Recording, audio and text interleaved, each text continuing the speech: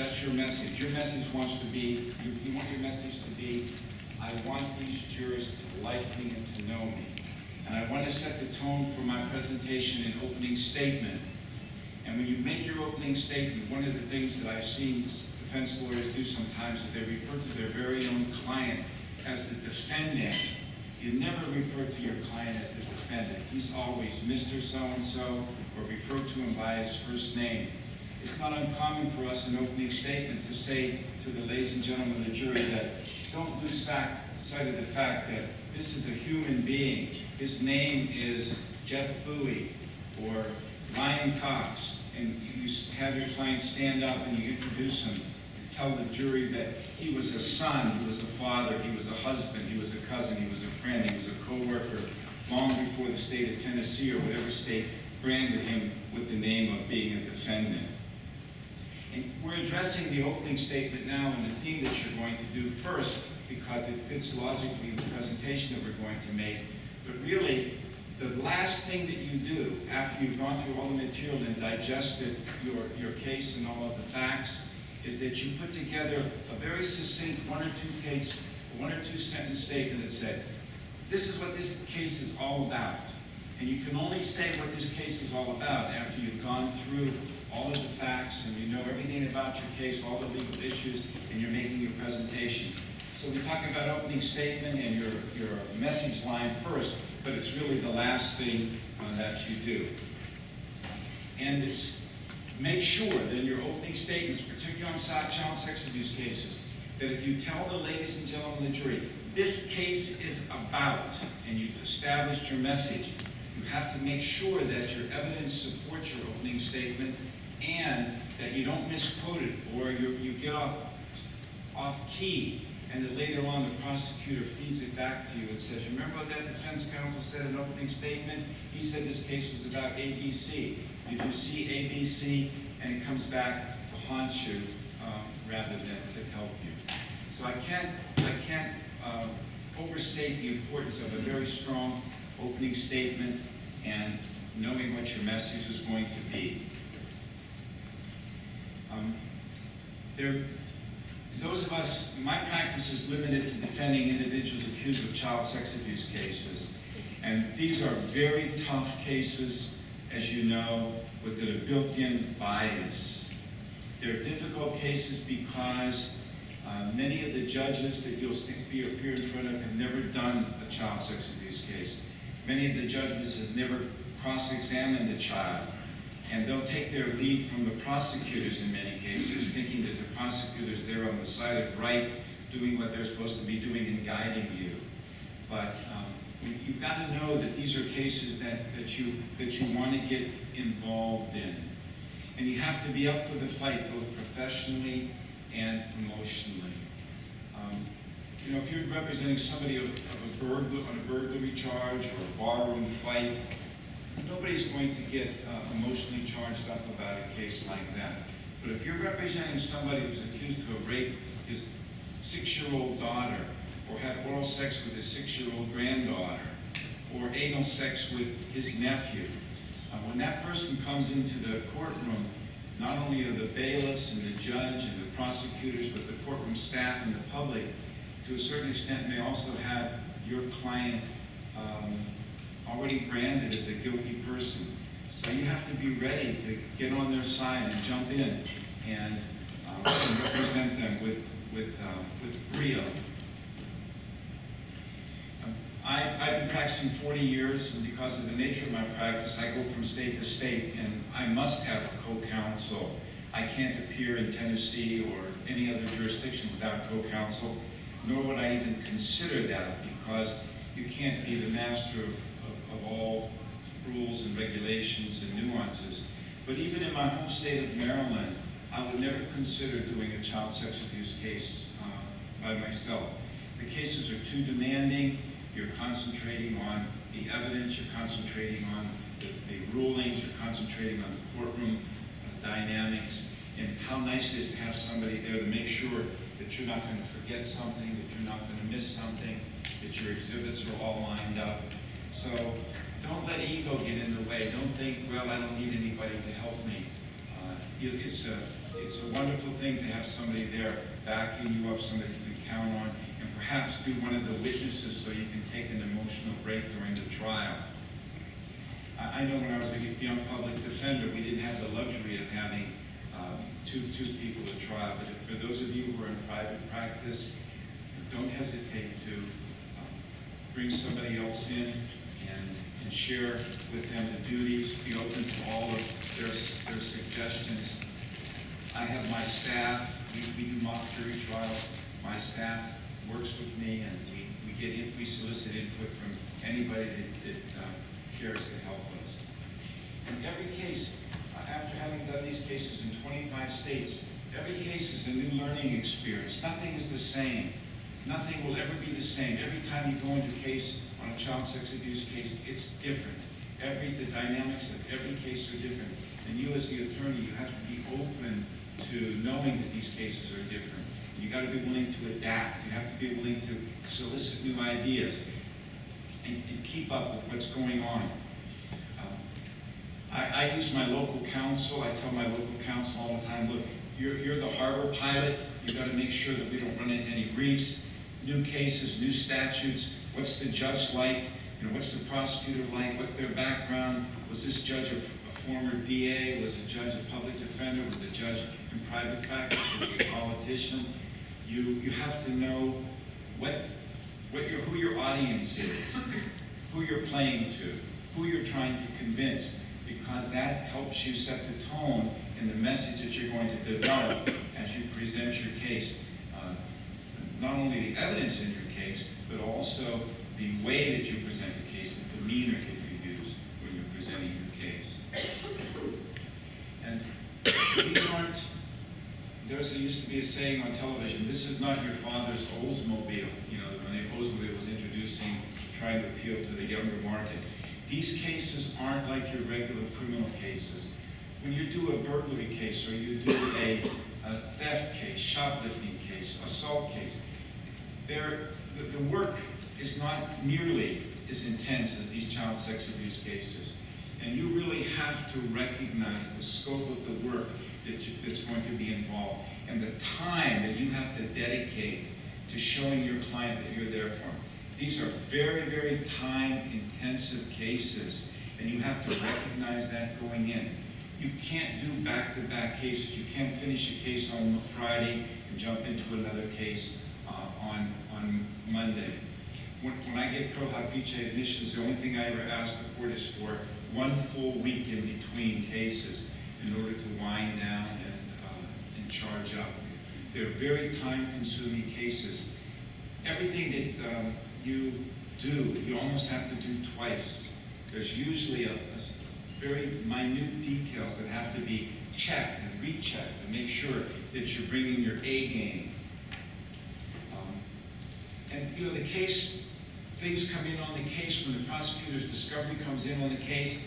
If you're in the middle of another case, sometimes Sharon, my paralegal, will say, this stuff came in on the ABC case. And I said, well, I'll get to it. And sometimes a week or 10 days goes by. But you need to take time to make sure that you look at the paperwork that comes in on your case so that you're fully abreast of all the issues and things that may be evolving in your case. Stay on top of it. Don't let anything go to the last minute. Or it's that sinking feeling that, I should have had this witness, or this witness is not disclosed. That's a terrible feeling to think that you're in a case where a person could be facing life, the sexual registry, and there was a stone that you left unturned. And it's happened to everybody. It's happened to me. It's happened to you. If it hasn't happened yet, it will.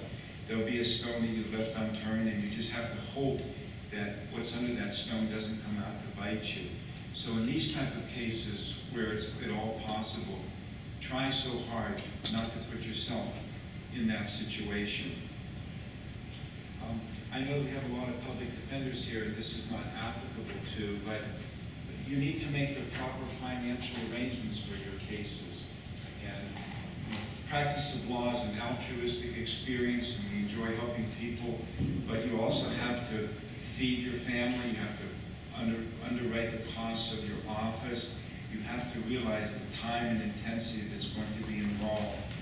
And don't be shy about telling your clients that, my fee is X because we're going to do everything maybe once or twice, and make sure that there's money in there for escrow, for your costs. You want to make sure that you're properly financed. If you're not properly financed and you need an expert along the way, and you've got scheduling orders and demands, you won't have the time to make that up. And it's difficult sometimes. Somebody will come and say, I can get you started, here's a fee of X, and we have to sadly turn down those cases because it doesn't make any sense to take a retainer from somebody, start representing them, and not be able to complete the job. I use the analogy all the time that you're flying somebody from New York to Berlin, and it's going to take 10,000 pounds of fuel. And the client says, well, I'll get you started, here's 3,500 pounds of fuel. And you're over the Atlantic, and you need the extra 6,500 pounds of fuel. And what happens? You're not there.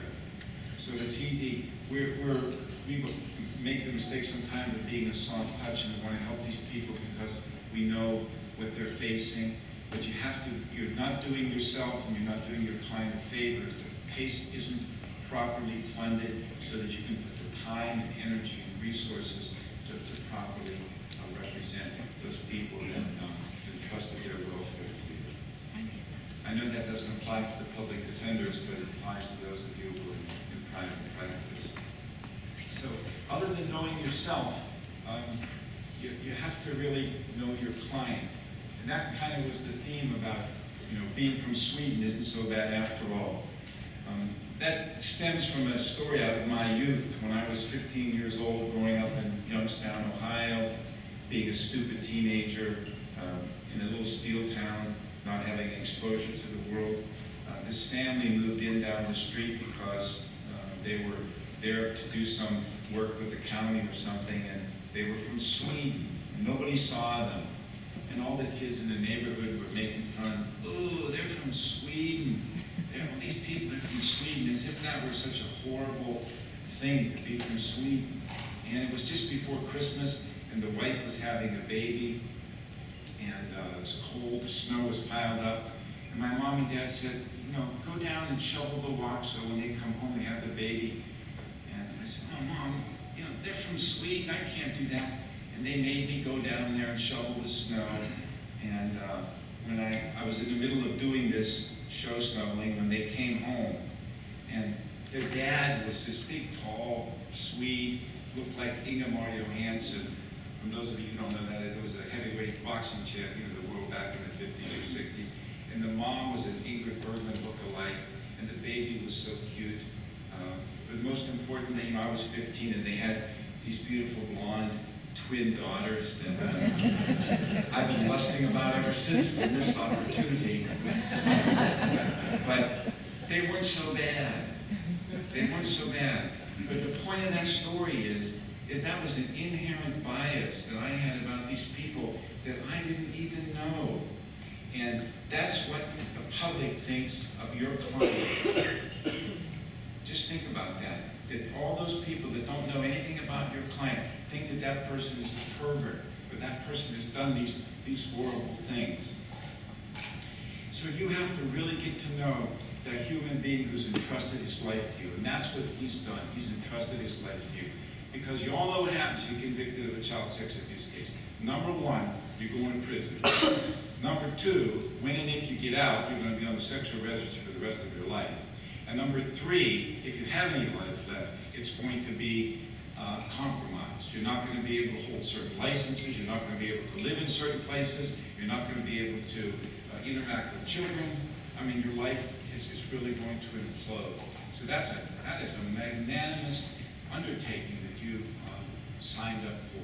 And you really have to get to know that human being who's entrusted his life to you. You have to remember that these people are coming to you, and many of them are innocent. We have our share of guilty people, but regardless of whether they're guilty or innocent, they're feeling ashamed. They're feeling like they're walking around with this big, sexual abuse letter carved onto their forehead. They're alone. They're isolated. They've got no friends. In many cases, their family has turned against them. In other cases, their friends have turned against them. They may not have the financial resources. and they're coming to you to help them. And you have to have a bit of empathy. You have to have the legal skills to help them, but just as importantly, you need to have empathy for these people. You've got to let your client know that, God damn it, you're charged with this offense, and you're telling me you're innocent, and I believe in your innocence, and I'm going to help you. You can count on me. I'm going to help you. And you have to really let them know that that's true. Take your client out to breakfast, or take them to lunch, or schedule a 4 o'clock meeting and take them to dinner. And just sit down and talk with them and see how people's personality change when you share a meal with them. And let that person know that you're not ashamed to be seen with them. We'll go out to dinner, go to a nice restaurant, and you pick up the check. And you make them feel important. What we do, my practice is unique because people that I'm representing, for example, in Texas or Tennessee, when they come into town, I have my co-counsel come in and my client. And we pick them up at the airport. I get 2 guest rooms at the house. They stay at the house. We have dinner. If it's nice, we sit back out on the deck and have some dinner. And your client will open up to you. He'll talk to you. And if you demonstrate that care and that empathy for your client, that's something has to be done sincerely, and they will understand it and they will appreciate that. Plus, it will give you the opportunity of really knowing your client as a human being, or as the people in the Jewish community say, if he's a mensch or if he's not a mensch. And that's very, very important that you reach that level of commitment, that you reach that level of contact. You have other people that you work with in the legal profession, and you have good rapport with some of the colleagues, and others you don't, just like you do with some of the prosecutors. But in no arena is good contact more important than with your own client. And relate to your client. Let him know that you're there for him. You don't care about these charges. He's guilty, he's not guilty. You have to be there for him. It's very, very, very important that your client understand that. And for those of you who have done, more than 15 minutes of defense work, you will know how clients can appreciate the fact that you've been there to help them. And I think in no other arena is that important as it is with the defense of child sexual abuse cases. So if you know you're prepared for the fight, you've been training and jogging and doing your sit-ups and your push-ups, and you're ready emotionally and professionally, and you've gotten to know your client, and you feel that you're on the same wavelength, you feel that you're ready to get in this battle together, what happens next? I read an article in The Champion that says, that struck a real good chord with me. It said, get to know your case, but get to know your case early. And what we try to do now is we try to take a weekend to master the facts. You say, geez, how can I take a whole weekend to master the facts of one case? If you don't take the weekend up front to master the facts, you will be taking double or triple the time as the case unfolds, trying to master the facts, because things that fall into place later on won't mean as much to you as if you had a global understanding of the fact. So if you can dedicate that time to really dig in and master the facts and know what's happening in your case so that you have a global understanding of what you're going to be dealing with, it'll save you a tremendous amount of time as your case unfolds. And when you're doing this, when you're mastering these facts, when your client is there, that's what you're doing. That's your focus of the day. Don't be on your computer, taking calls, doing this, having conferences. Say to your client, look, I blocked out this time for you. This is what we're going to be doing today. We're going to focus in on these cases. And make sure he does the same thing. And put yourself in your car. If your kids are in trouble, let your wife take care of them. If you've got business problems, take care of them after we're done. Make sure that he's focused and you're focused. And sometimes you have to be a little bit aggressive. You have to be abrupt with your clients to rein them in, to show that you're in control. And this is a task that we've set forth for this weekend, and I've blocked out my time, and I need you to be focused so that we can accomplish what we want to accomplish, because I'm here to help you.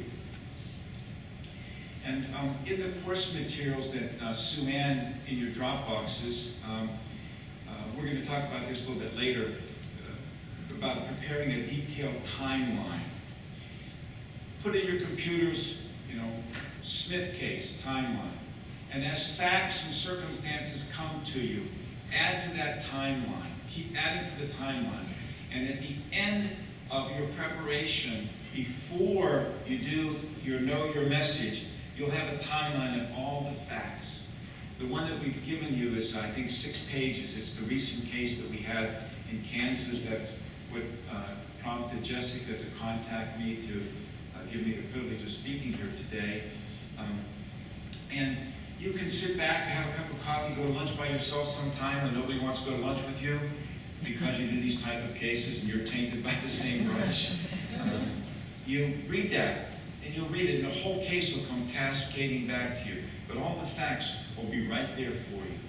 And then when you start doing your work at the end, you'll have that timeline that you can use as a very helpful crutch when you're in trial. Say, what's the date of birth? When was that interview? When did they do the same exam? What time did the police come to arrest them? When was the search and seizure warrant executed? When did they find this? When did they get the pornography? When did he buy his computer? It'll all be there for you, right there, right in front of you. Just like a road map. It'll help you later on. And then when you're done mastering the facts, you have to know the facts by heart. When I was a young lawyer, I would do my closing all the time. I would memorize the closing, write with a notice in the palm of my hand. I'm too old to do that now, but fortunately, technology has evolved, and I do a PowerPoint closing, so all my prompts are up there for me. But you have to know those facts by heart.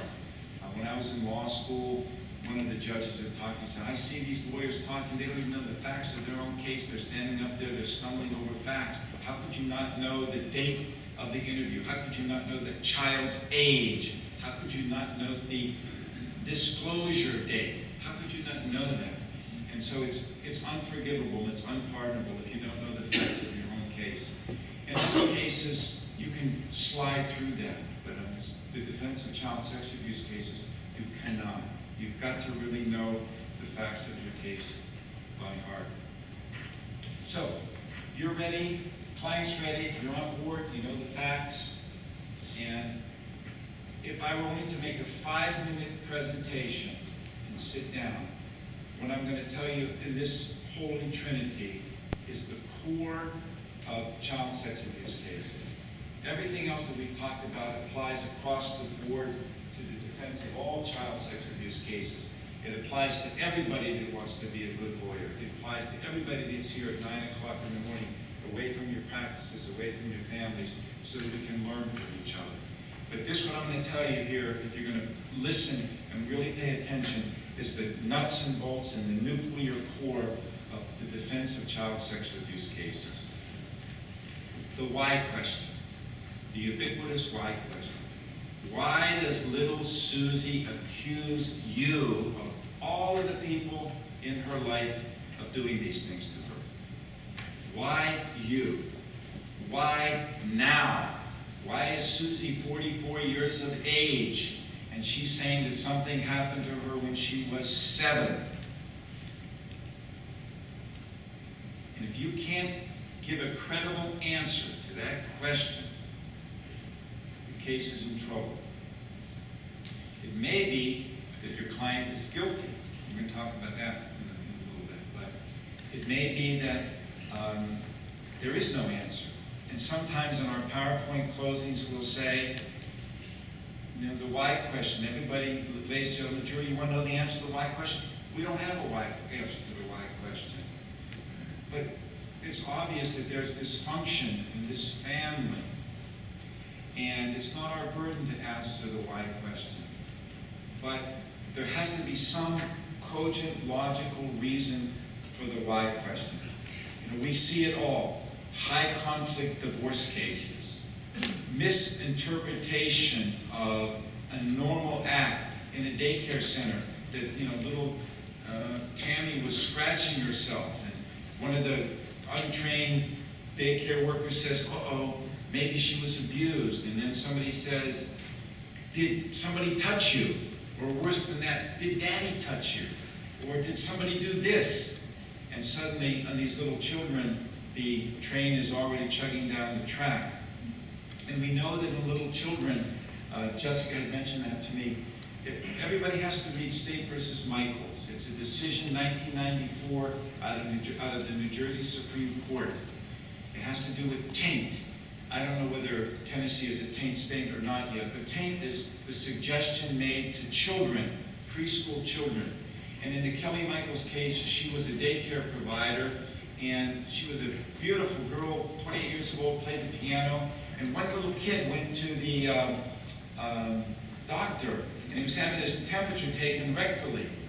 And the kid said, "Kelly does that to us at school." And the doctor reported it, and that led to a across-the-board investigation.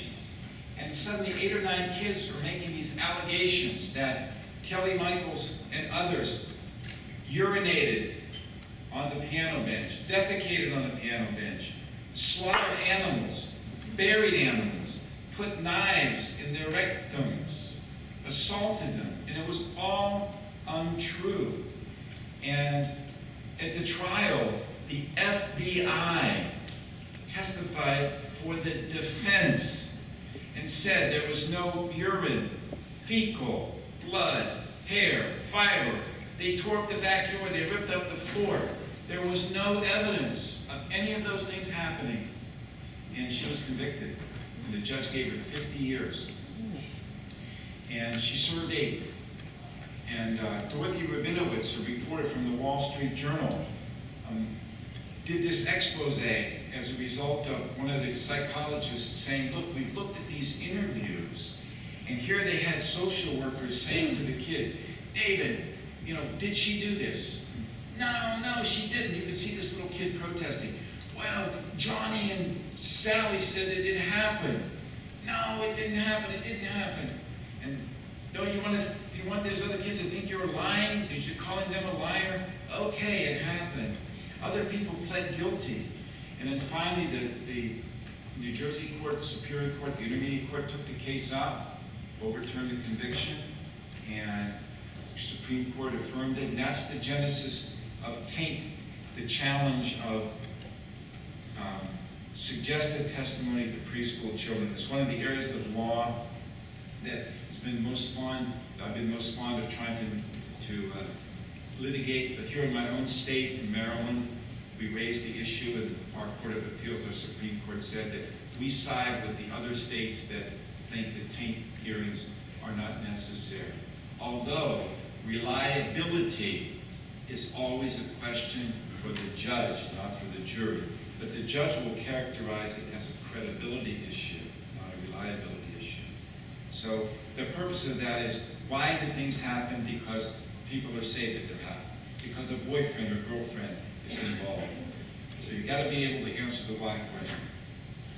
The second part of this trinity is you have to be able to present a robust defense. It's not enough to stand by and say, they didn't prove their case, ladies and gentlemen of the jury. There's reasonable doubt. It won't cut it.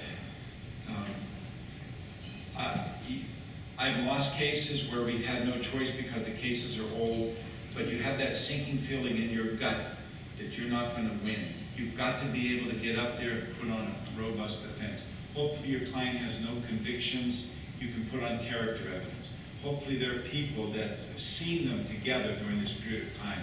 There may be photographs, there may be Christmas cards, there may be events that happen that you can try to show that this is impossible. I just came back from West Virginia last week. Joe was there with me, and the girl said that this her mother's boyfriend put his finger inside of her vaginal area at a time when he was in the hospital. And we put the medical records into evidence after fighting with the judge. And when she said it happened, he was in the hospital, he was an inpatient. And he couldn't testify, our client. We put on no evidence, we relied on the reasonable doubt defense. The jury was out 30 minutes and convicted. It was a horrible feeling. I'm still laboring under the impact of that case. It was such a terrible, almost like a personal insult that happened. And things like that stay with you forever. But I thought, my goodness, we've got established alibi that he was in the hospital. So you've got to put on a robust defense. You've got to prepare your client, the way I'll tell you. Because if your client doesn't get on the witness stand and make a good impression, the only way the jury's going to believe him is if they like him. And the only way they're going to like him is if you hose him down and polish him up and prepare him and make sure that he gets into court that he is firing on all cylinders and he is ready to go. That he's going to have just the right mix of confidence without being arrogant. He's going to be humble without appearing to be too shy. That he's going to be prepared for not only the direct examination, but the cross-examination. He's got to make a good impression. I've done cases in 25 states. I've never won a case where my client didn't testify, ever. I've lost cases where my clients have testified, but the only cases I've ever won in my professional career were where my clients testified. And sometimes, you know, you'll get so angry with them, and we had a case, I said, Jeff, Jesus Christ, you know, you're telling 6 different stories. I'm your lawyer. We've gone over this now. We're going to go to trial, you know, in 2 days. And, you know, you still keep waffling on me. And it was like he was transformed. He got into the courtroom and he just took control. This guy without even a high school education and just was able to mesmerize the jury. I don't know how he did it. He had me surprised too. But I like to think it was because I had prepared him so well. But you've got to do that. You've got to know that these are the three points of defending a child sex abuse case. You've got to realize the importance of your client's testimony, be prepared to put on a robust defense, and address in the most meaningful way the why question. That'll help you win. If I sat down right now and you took that message home with you, my trip here and your attendance here would be justified. But so we know what issues are going to be raised, and I think this is now, you're all experienced trial lawyers. You wouldn't be a member of the criminal defense bar coming here in the morning to listen and to share ideas if you weren't. But you've got to identify and brief all the legal issues and be creative. You know, if you've got taint issues, if you've got reliability issues, and use motions in limine. These prosecutors get away with too much and anticipate, you know, what you're going to be dealing with. And you can see now how it's all tying together because you've prepared yourself emotionally for the case. You've got your client on board. You're working together with a robust rapport. You've mastered all the facts. You're starting to think about what is my message going to be. And now you're preparing for your at trial, and you're starting now to brief the legal issues. So everything's now starting to dovetail. But don't be shy about getting experts. You get DSS records. We've all read DSS records. But get a psychologist to go through them and say, they'll point out things to you that no matter how many cases you've done, you'll be amazed what they'll point out to you. I use a guy out of Richmond, Virginia. His name is Lee Hagan. Dr. Hagan, Lee Hagan, we've done cases together. I give him all the psychological records and the DSS records, and he gives me good suggestions. You don't have to name experts that have reviewed things for you. They're part of your defense team. Sometimes he reviews records and he doesn't testify, but he's one of the guys that you could count on for taint, for suggestibility. Very, very helpful.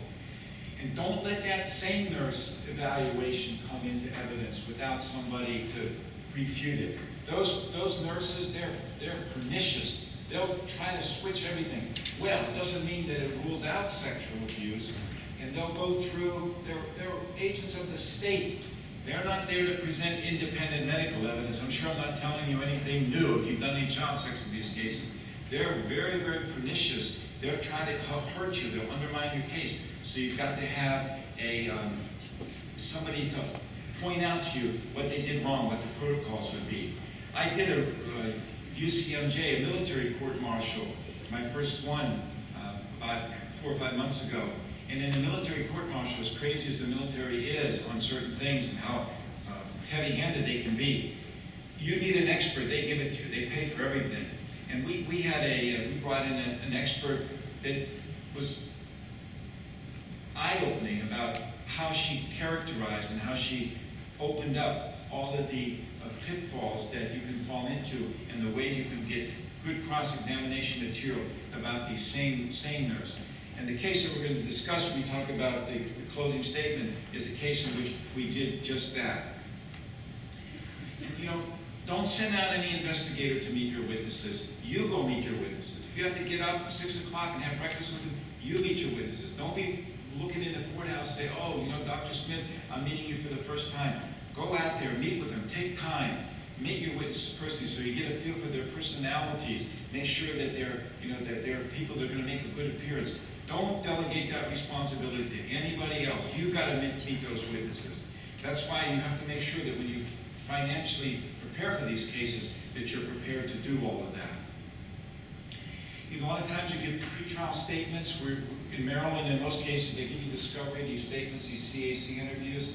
Make a synopsis of those. And what I try to do is I try to do 1 sentence per page or 1 line per page so that you're saying, what did she say? You can look, you have a 50-page statement and you have 50 lines and you can pick out exactly right where it is so that you have a good understanding of the facts. And that helps you prepare, that helps you to learn the facts. Don't wing them. Don't wing your cross-examination. Have them all prepared, protocols, in time fashion. Make them short and sweet. And know what you want to get out of that witness. Don't get up there and cross-examine for 2 hours about nothing. This witness is going to tell me one thing. Dr. Turner is going to say, the girl came at 4 o'clock to get her braces checked and there was no marks on her face. Thank you very much. That's what you do. You get per witness exactly what they wanted to say. That jury gets tired. After they've been in court 3 or 4 days and they're listening to all this, they get tired. They want you to deliver your message. And the more succinctly you can prepare that message, the better off you are. I heard some folks back there talking about judge versus jury trial. There's not a judge on this planet that I would entrust with a child sex abuse case to make the factual determination. That would be something that you as local counsel would have to determine.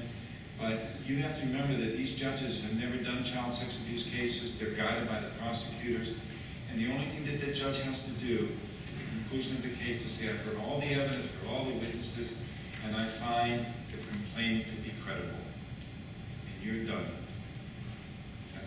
That's what they have to do. In juvenile cases in Maryland, I outlined my reasonable doubt, and all the judge went down, he ticked them off one after the other. That doesn't leave any reasonable doubt. That doesn't leave any reasonable doubt. Just do one after the other. Couldn't do it fast enough. No reasonable doubt, guilty, or involved, as they say in juvenile case. So you got 12 people out of the community as opposed to one judge that may be guided by the prosecutor. That's my personal preference. There will not be a day that I will have a trial by judge. I would always have a trial by jury. And when you come into court, arrive and stay organized. You ever see lawyers in court? Well, where's that piece of paper they're looking around for? They've got something they want to cross-examine somebody by. Have a trial notebook. Have it all tabulated. When you want to do the cross-examination of mom, go to mom, open it up, and there it is. You got to arrive organized. And you don't want to be organizing your case at 7 o'clock in the morning if you're going to trial at 9. You want to be done a couple of days. You want to have your trial notebooks all put together. This is all stuff that you all know. When you get old, you kind of repeat things, but you all know that already. This is just basic trial strategy. Now, there are the 3 Holy Trinity I told you about the why question, about robust defense and preparing your client. There are 3 voir dire questions you have to get that judge to ask on a child sex abuse case. Have you or any of your family member been the victim of sexual abuse? Those people cannot be fair. Oh, I think I can. Maybe I can. They can't. You got to press them. We don't get individual voir dire, but in the states that you get individual voir dire, those people have got to be out. In Prince George's County, Maryland, Judge Ahold, who was really abrupt, he said, now listen to this question, ladies and gentlemen. Anybody here ever been victim of any abuse? Anybody in your family? Stand up. What's your number? 16. You're excused. What's your number? 22. You're excused. What's your number? 26. You're excused. Next question. Now we're talking about sex abuse of a kid, a child, horrendous acts. Anybody think they might have a difficult time listening to that? Stand up. What's your number? And he would excuse them all. But these two questions are the core of your voir dire questions in a child sex abuse case. You have to get the judge to ask them. And normally, you'll get these questions. If you're doing research about the purpose of voir dire, the voir dire is to, of course, make sure that you get an unbiased panel. I pushed this one.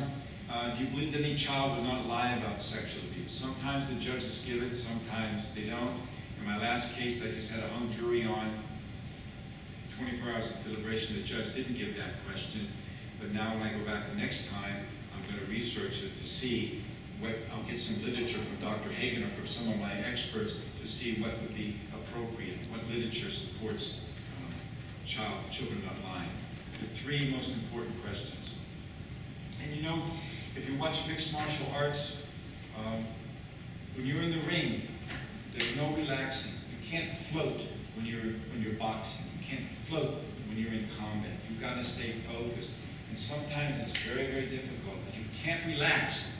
You've got to be focused. Otherwise, that prosecutor is going to make some kind of question. It's going to come into evidence. It's going to catch you flat-footed. You've got to be there focused. You're in the ring. Anytime somebody's going to be able to hit you with a low blow or a punch out of the blue that's going to leave you reeling. And once the question comes in, then it's too late. You've got to stay focused. And that's another reason for having a co-counsel that can nudge you in the ribs and say, wake up. What's happening here? So stay alert. Stay alert during the trial. And the other day, this prosecutor was yelling at me.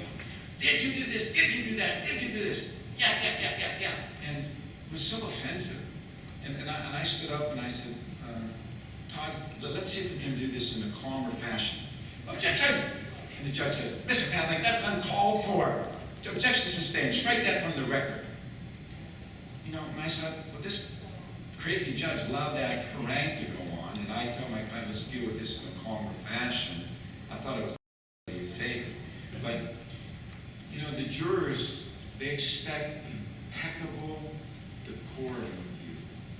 Because you go in there behind the 8 ball a little bit, even though you may not think that. And you have to demonstrate that you're polite and you're civil. Don't make any cute remarks during the jury trial. If a moment of levity comes from the evidence alone, but don't you be the purveyor of that. You maintain your professionalism at all times. You tell your client that when you walk into the courthouse that he's on stage, you're on stage, everybody's looking at you. You want to just have impeccable courtroom demeanor. You don't want anybody to give you any reason to dislike you. Because if they dislike you, they may dislike your client. You two are joined together. In the Kansas case that we just did, when the judge brought the jurors out, 9 of them got back in the jury box. They talked to us for 45 minutes. One of the jurors said, well, let me just say this right up to you, right up front. You were just too aggressive with those girls. And Joe was there for the case, and I thought to myself, my goodness, I never raised my voice to these girls. And that, changed after 40 years in 25 states. My approach now softened my approach about how I deal with these people. I'm never aggressive with children. It's a foolish lawyer that's going to be aggressive with a child on the stand. You can beat up maybe on a nasty teenager or on a rape case where you think that somebody's lying, but you can't beat up on any kids. You can cross-examine them and test them, but you can't beat up on them. So you want to have impeccable demeanor. And be creative, but don't be reckless. Okay? There's a big difference. Andy Kaufman, who you saw doing his Mighty Mouse, he was creative to the extreme. And we need to have a little bit of creativity in the courtroom because these cases call for creativity. But you can't be reckless. You've got to always make sure that you're in that bound of propriety because you're on the stage and they're looking at you, look at your client, and they're looking at these very serious charges. So, the standard in the United States of America is beyond a reasonable doubt. We all know it. And when you close, you should utter the phrase beyond a reasonable doubt, looping it into you. You know, you've heard the mother testify that she was in the house the entire time and she never observed anything happen. Does that leave any reasonable doubt in your mind that little Sally could have been abused 600 times in the house where her mother was living? And we use a PowerPoint presentation for effectiveness and also to allow you not to lose your thought process as you have your cues coming right up there.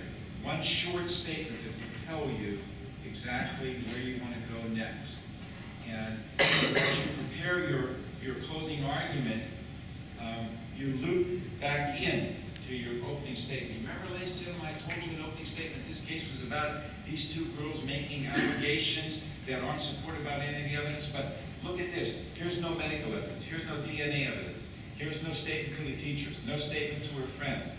And you loop that back in. You repeat reasonable doubt and tie it into your opening statement. In your material, there is an outline that we had done. And the material is a synopsis, a timeline of the recent case that we had done in Kansas. And I prepared a timeline that allows you to look and read the facts, and tied to that will be a PowerPoint closing that we use. And you'll be able to do that on your own. One of the things that we do is that in opening statement we say, you know, ladies and gentlemen, this is very, very effective. In voir dire, many people said that they couldn't be fair. For whatever reason, we were here a whole day with voir dire. Each and every one of those people that said they couldn't be fair has been excused from this panel. Not one of them is on this panel because they couldn't follow the judge's instructions. Because they couldn't follow the judge's instructions, they're not fit to serve in the jury. But you all swore an oath to follow the judge's instructions. The judge told you that if you have reasonable doubt, you have to find your client not guilty. Now, we've gone through, ladies and gentlemen, we've organized the reasonable doubt in this case. And one of the things we would say, for example, would be the allegations. How could this be true? Does this leave any reasonable doubt? The lack of evidence. Does that leave any reasonable doubt? And we take all of the evidence and put them in reasonable doubt slots. Okay? And that's a very effective way to make your closing argument. So you don't just say, well, Mr. Smith said this, and does that leave any reasonable doubt? You categorize it, put it into tight niches. The allegations, the child's testimony, the lack of any evidence. In the Kansas case, I'll refer back to you. In your material is an outline of the case, all the facts, and the closing argument that we had done in that case. It's all there for you, if it can help. Melanie Morgan, my co-counsel, had that KBI agent on the witness stand, Kansas Bureau of Investigation, who was so full of himself. And she cut that guy to shreds. He was bleeding from every orifice, from every part of the skin, and he bled out on the courtroom floor. And the jurors, when we were talking to him afterwards, said he didn't do anything. And many of the things that he didn't do, really, you wouldn't, as lawyers, you may have expected him not to do. But it was so effective. And in that case, this case, the girls gave statements in 2007. A statement by the DSS worker and another statement by the KBI agent. Sister one. Another statement to DSS, another statement to KBI, statement two. And those statements were played in their entirety under Kansas law, back to back for the jury. And they were in 7 and 9 at the time. The case was overturned on a technicality because the judge had closed the courtroom. But in this new trial, the Attorney General was doing the case, they said, we can't lose this case. We've got not only now those statements that are coming into evidence, but we've got 15 and 16-year-olds testifying about the same things. And they did. They came in to testify. And how we won the case was because the same nurse, one of our arch enemies, said, oh, I've listened to the statements, and the evidence is consistent with what they said. And in the first trial, she had up there the normal hymen for a 7- and 9-year-old, and their obliterated hymens. That was the evidence in the first case that came in without objection. But the girls never said there was any penetration. And in the next case, when I got into the case, I consulted my gynecologist, and she said, I can't help you because it's obvious that these girls have been penetrated repeatedly. And I said, well, geez, maybe you can help me.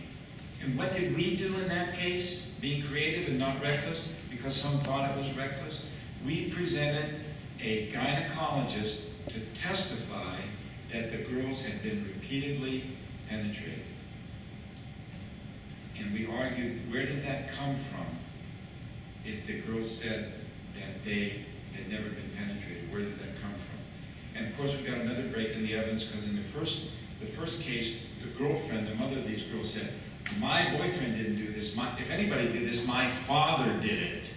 Because there was some question about whether he had abused children and family. And the judge would not let that come into evidence. But in the second trial, for impeachment purposes, he had to retract, and he let that come into evidence. So here we're presenting, with the defense counsel, bringing in a gynecologist to this tiny, rural, dusty county in Kansas, from all the way from Washington, D.C., to testify that these children had been abused, that they had been penetrated, and we won the case. So it was kind of a capstone, in our career that we had done this. And the victories in child sex abuse cases, they're orgasmic. You think about them for days and weeks, but when you lose the cases and your client's in jail 50 years, 25 years, they put you into very, very deep